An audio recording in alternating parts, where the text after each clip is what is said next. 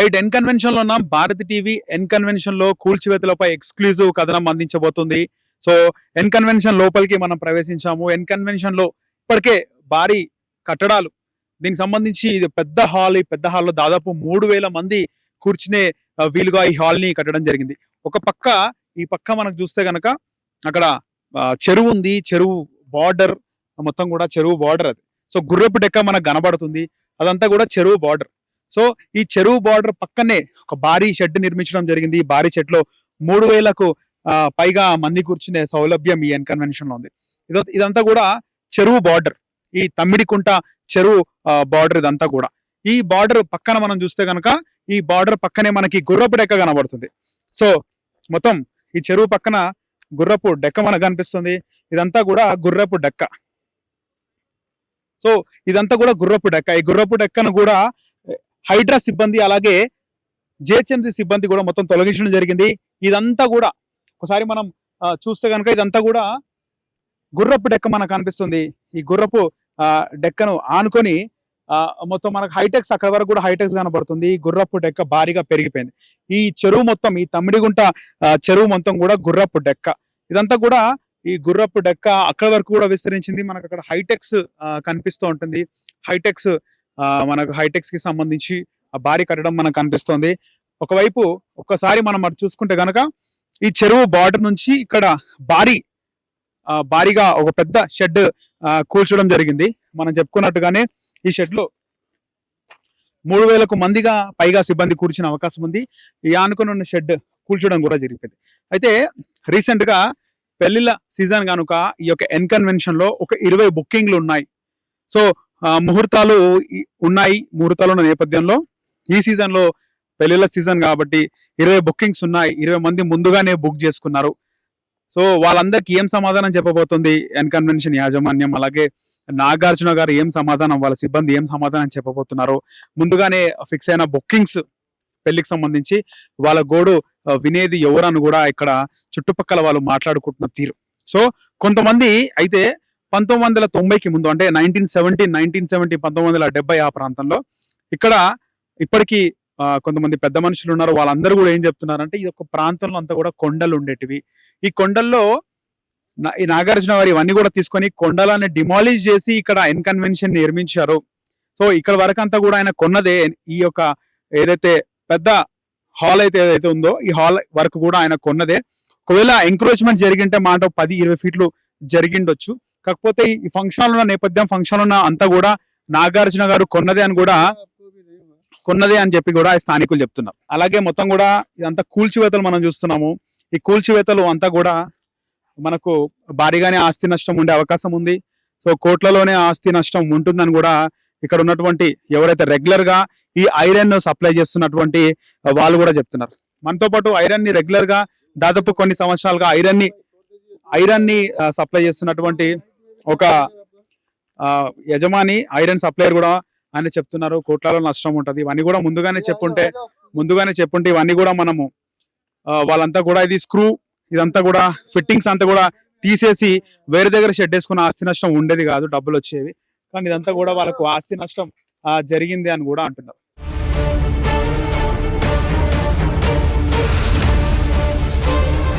N convention కి సంబంధించి ఉదయం నుంచే ఇక్కడ కూల్చివేతలు ప్రారంభమైన సంగతి తెలిసిందే. మొత్తం కూడా శనివారం ఉదయం నుంచి కూల్చివేతలు, అటు హైడ్రా సిబ్బంది, ఇటు హెచ్ఎండిఏ, జిహెచ్ఎంసీ, అలాగే రెవెన్యూ సిబ్బంది, పోలీస్ సిబ్బంది అందరూ కూడా ఉదయం నుంచే ఇక్కడ కూల్చివేతలు అన్ని కూడా స్టార్ట్ చేస్తారు. కూల్చివేతలకు సంబంధించి శిథిలాలు మనకు కనబడుతున్నాయి. ఎక్కడైతే అక్కడ శిథిలాలు ఉన్నాయో ఆ శిథిలాల ప్లేస్ లో అప్పుడు కొండలు గుట్టలు ఉండేవి. నాగార్జున వాళ్ళు అయినా వాళ్ళ టీం 2000 సంవత్సరం ముందే ఇదంతా కూడా కొనుగోలు చేస్తారు. ఏరియా కొనుగోలు చేసి అక్కడ కొండలు గుట్టలు ఉన్న ప్రాంతంలో అవన్నీ కూడా గుట్టలు తీసేసి అక్కడ ఎన్ కన్వెన్షన్ నిర్మించారు, ఫంక్షన్ హాల్ నిర్మించారు. వాళ్ళు కబ్జా కూడా ఏం చేయలేదు. వాళ్ళు కొన్న జాగాలోనే వాళ్ళు కట్టుకున్నారు. కబ్జా చేస్తుంటే ఒక 10-20 ఫీట్లు ముందుకు జరిగిండొచ్చు, అంతే తప్పితే మొత్తం వాళ్ళు కొన్నదే అని చెప్పేసి ఇక్కడ ప్రత్యక్షంగా గత 50 సంవత్సరాలుగా ఉన్న వ్యక్తులు చెప్తున్నారు. ఇక్కడ చాలా వరకు కూడా యాదవులు అలాగే ఎస్సీలు ఈ యొక్క చుట్టుముట్టు ప్రాంతంలో ఉండే వాళ్ళంట. వాళ్ళందరూ కూడా ఇక్కడ బర్లు మేకలు కట్టేసి వాళ్ళు వ్యాపారం చేసేవారంట.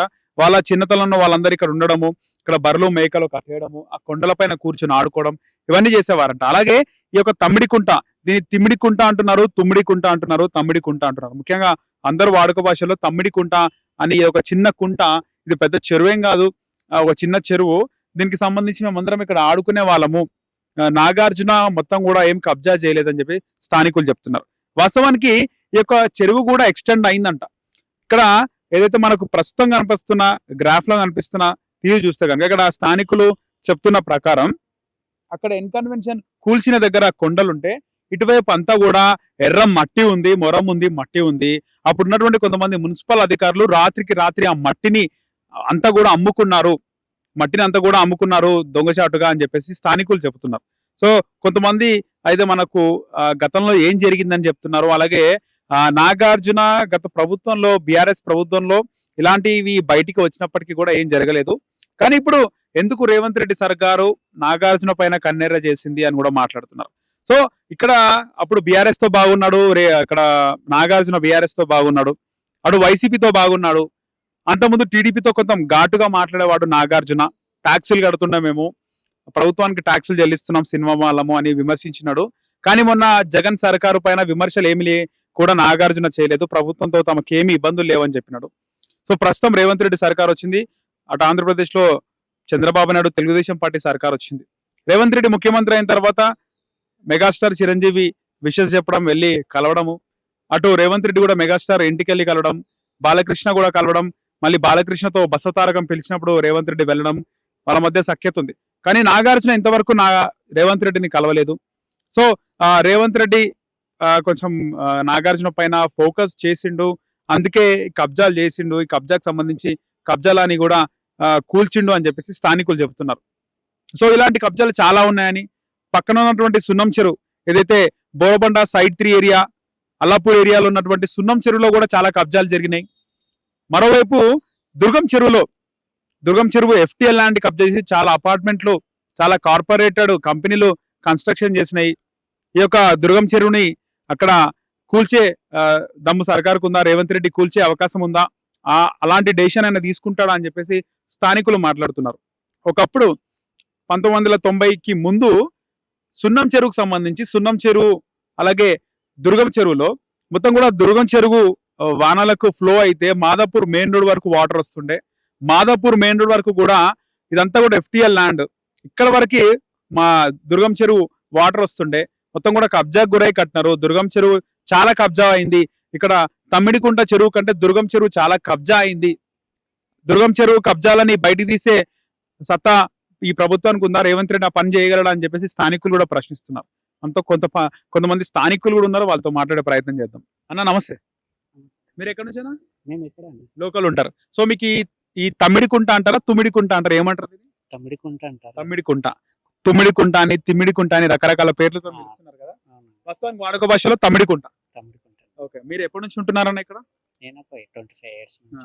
చాలా మంది ఇక్కడ ఎస్సీలు అలాగే యాదవ్స్ ఉంటారంట కదా ఈ చుట్టుపక్కల ప్రాంతాల్లో. ఇక్కడ మాదాపూర్ అంటే బిఫోర్ 1990 బిఫోర్ 94 లో ఉంటాం. ఏంటి అసలు ఈ ఎన్కన్వెన్షన్ ఇష్యూ గతంలో ఏమైనా వచ్చిందా, బయటకు వచ్చింది? ఇప్పటి వరకు అయితే వాళ్ళ 15 ఏళ్ళ నుంచి అయితే లేదు. నాగార్జునదే ఎన్కన్వెన్షన్ అని మీకు తెలుసా? తెలుసు, అది కన్వెన్షన్ అని తెలుసు, పార్ట్నర్స్ కూడా ఉన్నారు కానీ నాగార్జునదని తెలుసు. ఏమనిపించింది పొద్దున్న న్యూస్ చూడగానే, ఏమనిపించింది? నేను చూడలే, ఇప్పుడు వచ్చి చూసాను. నేను మార్నింగ్ చూడలే. ఓకే, మార్నింగ్ బ్లాక్ అయిందంటే అటు నుంచి వెళ్ళాను ఆ రోడ్ లో. ఓకే, సో మీది ఇక్కడ తెలంగాణనే. చాలా వరకు కూడా చూసుకుంటే చాలా చెరువులు కబ్జా అయినాయి, ముఖ్యంగా హైదరాబాద్ లో మొత్తం అయినాయి. కానీ నాగార్జునతో ఒక్కటే ఎందుకు బయటపడ్డది అంటే ఏమంటారు? అంటే ఇక ఒక్కొక్క పొలిటీషియన్ అంతే, వాళ్ళు చెప్పేది ఏమంటారు, ఒకరు అంటే ఒకే, ఒకరు అంటే అట్లా అంతే, ఒకటి పడితే ఒకటి వాడదు అంతే. రాజకీయం అంటే అంతే. తెలంగాణ సపరేట్ అయ్యి కూడా 10 సంవత్సరాలు అయిపోయింది. బీఆర్ఎస్ గవర్నమెంట్ లో కూడా ఎప్పుడు ఎన్ని కన్వెన్షన్ నాగార్జున పేరు బయటికి రాలేదు. అప్పటి నుంచి రాలేదు, అప్పట్లో ఉన్నది మామూలు ఉన్నారు అంతే. కానీ బయట పడి ఇంతగానం రాలేదు. కానీ ఇప్పుడు మాత్రం ఎంత బయటకు వచ్చింది. సో ఇప్పుడు ఇదంతా కూడా అంటే నోటీస్ కూడా పొద్దున నోటీస్ అంటించి వీళ్ళు డెమాలిషన్ స్టార్ట్ చేస్తున్నారు. మామూలుగా ముందు ఇస్తారు కదా నోటీసు ముందు ఇస్తారు కానీ మరి ఏంటో తెలియదు, అది మనకు ఐడియా లేదు. నార్మల్ గా కూల్చకుండా 2-3 days టైం ఇస్తే ఎట్లుంటుండే, దీనిపై ఏమంటారు మీరు? దాని మీద బాగానే ఉంటుంది, అట్లే చేయాలి, మెయిన్ ఇంపార్టెంట్ అది. ఉమ్. అని ఇట్లా వచ్చేసి మార్నింగ్ అంటే చేయలేము, వేస్ట్. కబ్జా చేసినప్పుడు అంటే ఎవరైనా దానికి ఎవరైనా తీసుకోవచ్చు, మరి ఇన్ని రోజుల నుంచి ఎందుకు చేయలేదు, ఉమ్. ఇప్పుడు ఎందుకు వచ్చింది అది. గత ప్రభుత్వంలో చేయలే, అందులో 50% వీలది ఉంటే 50% వీలది ఉంటుంది. అంతే. ఇప్పుడు ఈట వీళ్ళ గీట ఉంటది, ఎందుకు ఉండదు, ఇది గీట ఉంటది మామూలు. అంటే ఒక 3 days టైం ఇస్తే వీళ్ళు ఏమన్నా తీసేసే అవకాశం ఉంటుండనా, లేకపోతే ఉండే దాన్ని బట్టి ఎట్లయినా కబ్జా భూమి అన్నప్పుడు మనం చేయలేము, దానికోసం దానికి ఎవరైనా మేము చేయలేము. సో చాలా మంది మల్లారెడ్డిది ఎగ్జాంపుల్ చెప్తారు, మల్లారెడ్డి కాలేజీలో ఎగ్జాంపుల్ చెప్తారు. రెడీ డీటెయిల్స్ చాలా ఉంది, ఇంపార్టెంట్, చాలా ఇంపార్టెంట్ అది. ఏదో 2-3 అయినట్టు మల్లారెడ్డి. మళ్ళీ చాలా అవుతున్నాయి అని నేను బూత్ రాసు. ఈ కబ్జా చేసి కట్టడం వల్ల ఆ ఏందన్నా ఇప్పుడు ప్రాబ్లమ్ ఎట్లా వచ్చిందంటే, కబ్జాలు లేకపోతే ఎట్లుంటుండే హైదరాబాద్, ఈ ముఖ్యంగా చెరువుల కబ్జా లేకపోతే చెరువు కబ్జా లేకుండా నీళ్ళని పాకుతుంటే ఎక్కడికెక్కడ వెళ్ళిపోతున్నారు, ఎక్కడ ఉంటాయి, స్టోర్ అయి ఉంటాయి, బయటికి రావు. బయటికి రావాలి, కబ్జాల వల్ల ఓవర్ఫ్లో అయిపోతాయి. బయటికి వెళ్ళిపోతాయి అంతే. లోపల వాటర్ గట్టి ఇంకేమన్నా అంతే అంతే మునిపాయి. అన్నా వర్షాలు కబ్జా చేసినప్పుడు ఏముందంటే మనకు వరదలు వచ్చినప్పుడు మళ్ళీ ఇల్లు అల్ల మునిగిపోతుంది. అది అంత వాటర్ అంటే గవర్నమెంట్ కబ్జా చేసినట్టే కదా అది. అది అన్ని మునిగిపోతాయి. రూల్స్ అన్నప్పుడు సామాన్యులు కాదు, ఉన్న వాళ్ళకంట కూలగొట్టు కరెక్ట్. అది సో కూలగొట్టి మళ్ళీ స్టే కూడా ఇచ్చింది కదా గవర్నమెంట్. స్టే అంటే అది ఎప్పుడు 2014లోనే దీనికి నోటీస్ ఇచ్చారు. అప్పట్లో కేసీఆర్ ప్రభుత్వంలో డబ్బులు ఇచ్చుకుంటే ఏదో మేనేజ్ చేసుకుంటూ వచ్చారు. నోటీసులు వచ్చినాయి, నోటీసులు ఇచ్చారు ఆల్రెడీ. ఎప్పుడు దీనికి జిహెచ్ఎంసీ పర్మిషన్ లేదంట, ఓకే పర్మిషన్ ఏం లేదు దీనికి. నాకు తెలిసిన న్యూస్ లో ఏంటన్నా పర్మిషన్ ఏం లేదంట దీనికి. ఆల్రెడీ ఇచ్చారు. ఇప్పుడు గవర్నమెంట్ వచ్చింది, హైదరాబాద్ వచ్చింది కాబట్టి సర్వే ఏవే చేస్తారు. మన రెడ్ జోన్ బఫర్ జోన్ ఉందంట, కూలగొట్టారు. అది కరెక్ట్. అది కూలగొట్టుడు అయితే సామాన్యులు కూలగొట్టినప్పుడు ఉన్న వాళ్ళ కూలగొట్టుడు అయితే కరెక్ట్. అది అంత చూస్తా కనిపిస్తలేదా కబ్జా చేసినట్టు? చెరువు పక్కనే ఉంది, చెరువు అనుకున్నాం అంత అంటే అంత కొంతమంది అక్కడ కూల్చిన దగ్గర కొండలు ఉండే, ఆ కొండలు గుట్టలు కూల్చి అక్కడ ఫంక్షన్ హాల్ నిర్మించి నాగార్జున. ఈ ఖాళీ ప్లేస్ కొంచెం ఎంక్రోచ్ అయ్యారంటున్నారు. రోజు ఏం లేదు కానీ కొంచెం పరిధి దాటినారంటున్నారు. ఫంక్షన్ హాల్ కట్టిందే చెరువు ప్లేస్ నాకు తెలిసి అయితే. నేను చాలా వరకు చూసిన న్యూస్ లో విన్నంత వరకు చెరువు ప్లేస్ అదంతా చెరువు. అది మాక్సిమం ఉన్నంత వరకు అన్ని గులు కొట్టాలి. ఓకే ఓకే, మొత్తం కూడా ఇదంతా కూడా కబ్జానే అంటారు. కబ్జానే మొత్తం అంటే కబ్జా అయితే కాదు, కట్టిన ప్లేస్ మనకి అవతలది మాత్రం రిజిస్ట్రేషన్ ల్యాండ్. ఇది ఓకే, ఏదైనా ఈ ఫంక్షన్ హాల్ వెనకాల చెట్లు అవన్నీ ఉన్నాయి కదా, రిజిస్ట్రేషన్ ల్యాండ్. ఓకే, ఇక్కడ ఉన్న అపార్ట్మెంట్ మాత్రం రిజిస్ట్రేషన్. రిజిస్ట్రేషన్. ఇది కేవలం ఇది ఒకటి కూలగొట్టింది ఒకటే, కొంచెమే ఫంక్షన్ హాల్ కట్టింది ఒకటే గవర్నమెంట్ ల్యాండ్, అవతలది రిజిస్ట్రేషన్. నాగార్జున గారు కూడా కబ్జా చేసిరంటారు ఆయన హీరోగొండి. కబ్జా అంటే సామాన్యులు చేసి వాళ్ళు ఏంటంటే ఉన్నారు కదా కట్టుకొని చూసుకొని అంటే గవర్నమెంట్ చెప్పేటప్పుడు వాళ్ళు ఇచ్చినప్పుడు ఈయన ఎట్లయినా కట్టుకోవాల్సి వచ్చింది, కట్టుకోవాల్సి వచ్చింది. అంతేగాని ఇది ఇప్పుడు 2014 కూడా 2014 లో చేస్తుంటే బాగుండేది. మరి అప్పుడు చేసేది అప్పుడే కూలగొట్టేసారు. గవర్నమెంట్ నిర్లక్ష్యం అన్ని. ఇలాగ అంత పెద్ద హీరో కదా, నీ కోట్లు సంపాదించడానికి అవసరం అని కూడా కొంతమంది మాట్లాడుతున్నారు. కోట్ల అవసరం అని అంటే గవర్నమెంట్ సపోర్ట్ వల్లనే చేసిరు. 2014 లో కేసీఆర్ గవర్నమెంట్ లో కొన్ని అవకతవకలు జరిగినాయి. కేసీఆర్ కూడా నాగార్జునకు సపోర్ట్ చేశారు. సపోర్ట్ అంటే ఏం లేదు కానీ గవర్నమెంట్ అధికారులు ఉంటారు కదా, మున్సిపాలిటీ వాళ్ళు, జిహెచ్ఎంసీ వాళ్ళు నెగ్లెక్ట్ చేశారు. ఇప్పుడు చెరువులు ఆక్రమించి కాబట్టి ఒక ఐపీఎస్ ఆఫీసర్ పెట్టారు కాబట్టి కొంచెం మంచిగా చెరువుల మీద పట్టు వస్తుంది. మా చెరువులు ఎక్కడ ఉన్నాయి ఫ్యూచర్ కోసం, మళ్ళీ వాటర్ డ్రింకింగ్ వాటర్ కానీ స్టోరేజ్ కానీ తగ్గిపోకుండా ఇప్పటి నుంచి చేస్తాను, మిగతా వాళ్ళు ఎవరు కట్టకుండా ఉంటారు. అది మీరేం చెప్తారు ఫైనల్ గా? అంతే, ఇంకా ఫైనల్ కదా, ఇలాంటి కబ్జాలు చేసే వారికి ఒప్పుకునేది అవసరం లేదు, ఎక్కడైనా చేయొచ్చు, నో ప్రాబ్లం. కబ్జాలు చేయొద్దంటారు, ఇలాంటివి చేయకూడదు. ఒకవేళ వాళ్ళు చేసినా మనం ఏం చెప్పలేము, గవర్నమెంట్ సపోర్ట్ ఇస్తేనే మనం చేయడానికి ముందుకెళ్తాం. వాళ్ళు ఏంది మనం ముందుకెళ్ళలేము కానీ నువ్వు కట్టం సార్ అంటానంటే మేము కడుతున్నాం.